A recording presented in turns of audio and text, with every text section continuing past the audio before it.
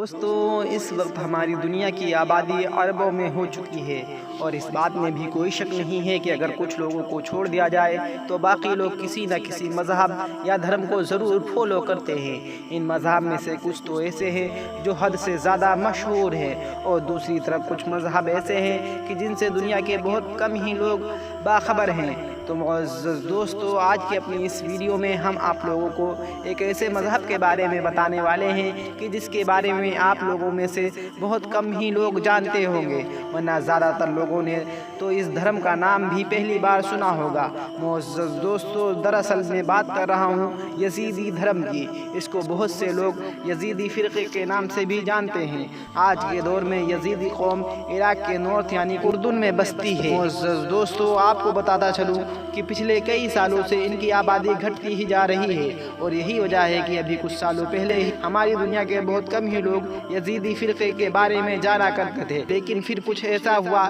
کہ یہ لوگ دنیا کے نیوز چینل پر آنے لگے۔ دراصل دوستو ہوا یہ تھا کہ عراق کے نارتھ میں رہنے والے یزیدیوں پر ISI نامی آتنکی سنگھٹن نے ان کے اوپر حملہ کرنا شروع کر دیے، بلکہ یہ مانا جاتا ہے کہ ISI کا یہ ارادہ تھا کہ وہ ان کی نسل کو پوری طرح ختم کر دے گا اور ان سب کی وجہ ان کے مذہب کو ہی بتایا جا رہا تھا۔ دراصل دوستو اگر آپ یزیدی فرقے پر غور کریں گے تو آپ کو معلوم ہوگا کہ اس دھرم کے اندر بہت سارے دھرموں کی مکس چیزیں موجود ہیں، یعنی کچھ چیزیں اسلام مذہب کی پائی جاتی ہیں تو کچھ چیزیں عیسائی دھرم کی بھی پائی جاتی ہیں اور کچھ چیزیں ایران عراق کے پرانے مذہبوں کی بھی پائی جاتی ہیں، ایون کچھ چیزیں ہندو مذہب سے بھی میل کھاتی ہیں۔ آپ کو جان کر حیرانی ہوگی کہ دنیا کے کچھ لوگ ان کو شیطان کا پجاری بھی کہتے ہیں اور یہی وجہ تھی کہ اتہاس میں کئی بار ان یزیدی لوگوں کو بڑے بڑے مسلم حکمرانوں سے مقابلہ کرنا پڑا تھا۔ ان لوگوں کو شیطان کا پجاری کیوں مانا جاتا ہے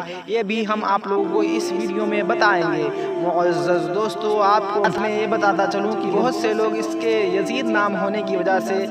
یہ بھی سوچتے ہیں کہ شاید اس فرقے کا کنیکشن یزید کے ساتھ ہے، وہی یزید جو سلطنت بنو امیہ کا نہ صرف دوسرا حکمران تھا بلکہ اسی یزید کے حکم پر آخری نبی حضرت محمد صلی اللہ علیہ وسلم کے نواسے حضرت امام حسین کو کربلا کے میدان میں شہید کیا گیا تھا۔ معزز دوست، آپ کو بتاتا چلوں کہ جو لوگ یزیدی فرقے کو یزید کے ساتھ جوڑتے ہیں وہ یہ دعویٰ کرتے ہیں کہ کیونکہ بنو عباس نے جب سلطنت بنو امیہ کے آخری حکمران کو بھی بڑی دردناک طریقے سے قتل کیا گیا تھا، اس کے بعد جب یہ سلطنت پوری طرح سے ختم ہو گئی تھی تو بچے کھچے امیہ کے خاندان کے کچھ لوگ رہ گئے تھے، یعنی یزید کی نسل کے جو کچھ لوگ رہ گئے تھے ان کے اوپر بھی رہنا سہنا بڑا مشکل کر دیا گیا تھا، یعنی ان کے اوپر طرح طرح کی سختیاں لگائی جاتی اور بھی اس طرح کے کام کیے جاتے تھے کہ جس کی وجہ سے ان کا رہنا دشوار ہو گیا تھا۔ اس لیے یہ لوگ بنو عباس کے علاقے کو چھوڑ کر عراق میں آ کر بس گئے تھے اور یہیں کے لوکل لوگوں کے ساتھ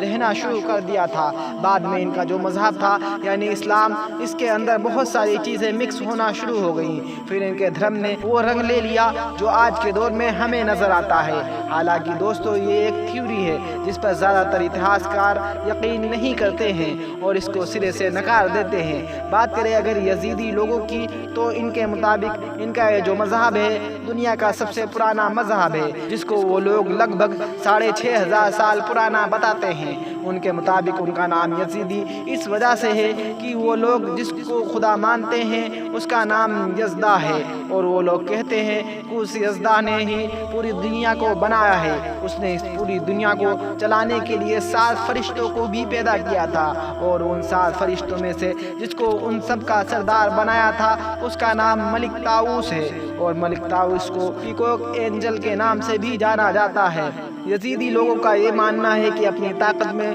چور ہو کر ملک طاؤس نے یزدہ کے خلاف بغاوت کر دی تھی، مگر یہ بغاوت ناکام ہوئی اور نتیجے میں یزدہ نے ملک طاؤس کو آگ میں ڈال دیا۔ لگاتار 40,000 سال تک ملک طاؤس نہ صرف آگ میں جلتا رہا بلکہ بری طرح روتا بھی رہا۔ تقریباً 40,000 سال کے بعد حد سے زیادہ اس کی آنکھوں سے گرنے والے آنسوؤں کی وجہ سے اس کو معاف کر دیا اور ایک بار پھر دنیا چلانے کے ریلیٹڈ بہت ساری ذمہ داریاں اس کو دے دی۔ اور معزز دوستوں، آپ کو بتاتے چلیں کہ ان یزیدی لوگوں کا یہ بھی ماننا ہے کہ ان کو اس ملک طاؤس نامی فرشتے نے ہی پیدا کیا تھا، اور وہ بھی دنیا کے دوسری نسل کے انسانوں کو پیدا کرنے سے بہت پہلے، یعنی کہ ان کا کہنا ہے کہ دنیا کے دوسرے لوگوں سے بہت پہلے ان کو پیدا کیا گیا تھا، اور یہی وجہ ہے کہ یہ لوگ دنیا کی دوسری نسلوں سے اپنے آپ کو سب سے افضل مانتے ہیں۔ مگر دوستو، حیرانی کی بات یہ ہے کہ یزیدی فرقے کی طرف سے جس طرح کی نشانیاں اس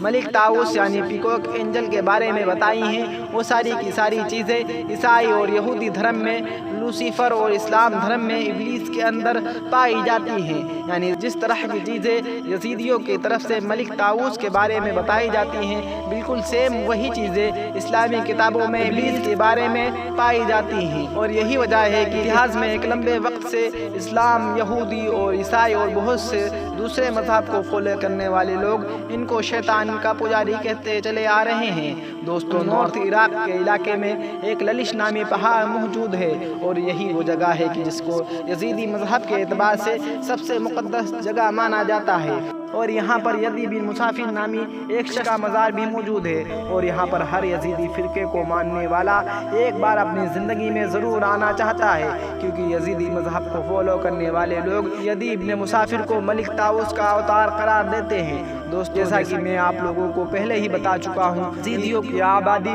بہت کم ہو چکی ہے، اور جو ہے بھی وہ دنیا کے الگ الگ علاقوں میں بکھر چکی ہے، اور شاید یہی وجہ ہے کہ دنیا میں ایگزیکٹلی ان کی کتنی آبادی ہے یہ ایک مشکل کام بن چکا ہے۔ لیکن پھر بھی رپورٹس یہ دعویٰ کرتی ہیں کہ ان کی آبادی لگ بھگ 2 لاکھ سے 10 لاکھ کے بیچ میں ہے، جن میں سے زیادہ تر لوگ ترکی، عراق اور سیریا یعنی کہ کردستان کے علاقے میں رہتے ہیں، اور یہ لوگ نسلی اعتبار سے بھی کرد ہوتے ہیں اور کرد زبان کا ہی استعمال کرتے ہیں۔ اور دوستو، یہ لوگ اپنے گروپ سے باہر شادی بھی نہیں کرتے، اور اگر کوئی یزیدی فرقے سے باہر شادی بھی کر بھی لے تو اس کو یزیدی فرقے سے ہی باہر کر دیا جاتا ہے، کیونکہ ان کے مطابق کسی بھی یزیدی انسان کے لیے سب سے بڑی سزا یہی ہے کہ اس کو یزیدی مذہب سے ہی باہر کر دیا جائے، کیونکہ اس طرح سے اس کی روح پاک نہیں رہتی ہے۔